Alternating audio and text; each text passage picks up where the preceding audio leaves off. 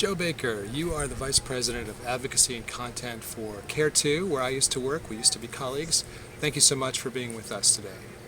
So Joe, lots of nonprofits and charities use Care2, the community online, as a source for recruiting new donors and donor prospects.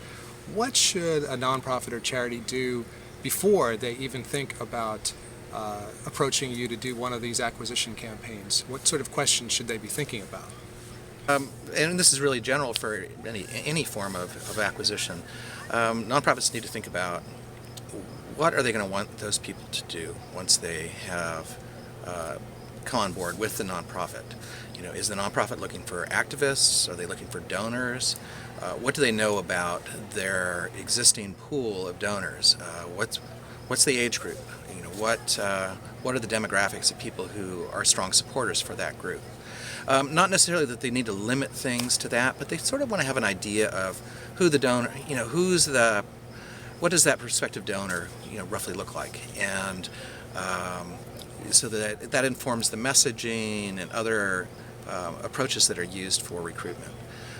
So if an organization is really looking for people who are going to take action, and it's kind of a hardcore activism group, then, you know, from the Care2 side, we would want to use actions and messaging that's going to appeal to that sort of person and bring in people who are likely to be really strong activists for that organization. If the group is looking for you know, people with more of a donor profile, who are, you know, that's really what they're wanting to do, then, you know, looking at what are the issues that attract the strongest donors to the group.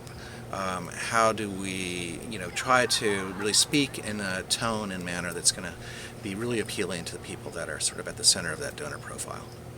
So Joe, tell us, what is the methodology by which Care2 goes about recruiting its members to become supporters for other organizations? What are the steps involved? Care2 really is all based on permission marketing. We have a base of about 27 million activists, and the people kind of show us what they're really interested in by the actions that they take on our site. And we kind of think of ourselves as eHarmony for nonprofits, where, you know, if we're doing our job right, then we are introducing our activists to an organization that is working on exactly the issues that they are most passionate about, that's doing work that they're going to care deeply about, and they're going to be very thankful that we've made the connection for them to this organization, and they're going to turn into a great supporter and a great donor for that organization, so the organization is going to be happy as well. So Joe, you just compared Care2 to eHarmony, but not everyone who watches this interview might understand what eHarmony is. Can you explain what you meant? Yeah, it's a dating service. So, you know, it's a dating service that looks to find great matches between people, and we're really trying to find great matches between our members and nonprofit organizations. So let's say I'm a nonprofit, a charity. I've just done my Care2 acquisition campaign. I have a boatload, thousands of new supporters who've signed up to be on my list. What do I do now? What sort of processes do I need to have in place now that I have these new supporters to cultivate a relationship with them? So before doing any kind of acquisition, you know, the nonprofit should be thinking about what's the strategy to bring these people on board, and how to tie that to their goals for the acquisition.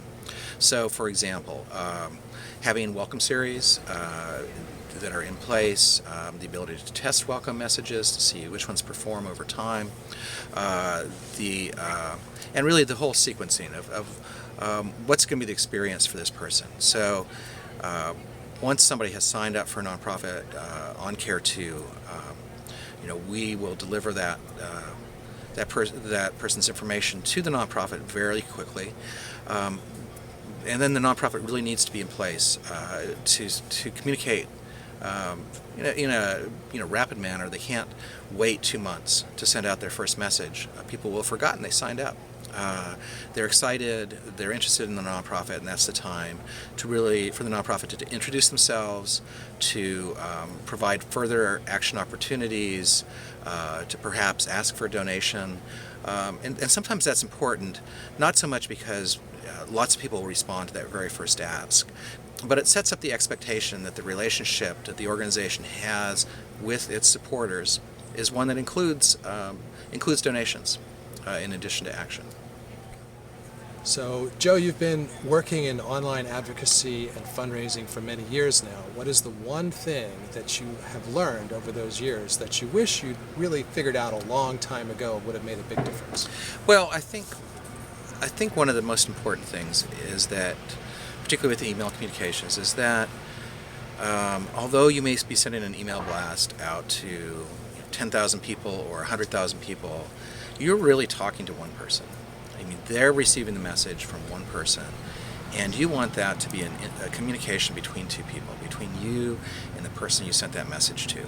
Nonprofits are often afraid to speak. Well, it's not that they're afraid, but they have processes in place that make it very hard to speak in an authentic voice to their members. There's a committee that has to review the text. It gets edited by 10 or 12 people. It ends up coming out with, I would say, a corporate feel, except actually most corporations have gotten much better at this.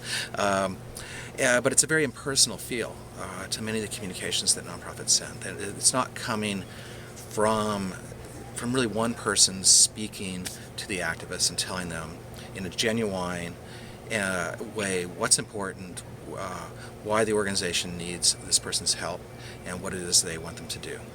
So what is one thing that someone could go back to their organization and do right now that's a tactic or a strategy or some kind of thing that would be easy to do and that could make a measurable difference between now and the end of the year? I think a lot of organizations still have strong silos between the different parts of their fundraising and communications programs. And so a lot of times people that are on the email list are really segregated to that. The people in direct mail are segregated and they're only hearing through direct mail. People go into the mid or high-level donor programs and they're segmented out again. Really thinking about how do you use all channels of communication with your members. And that's something that for a lot of organizations can be implemented very quickly. It tends to be often more political than technical in terms of the barriers that are in their way.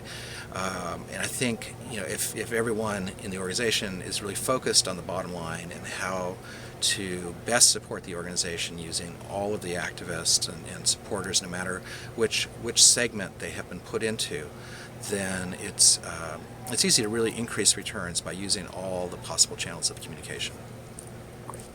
Joe Baker, thank you so much for talking with us today. Sure, it's been great.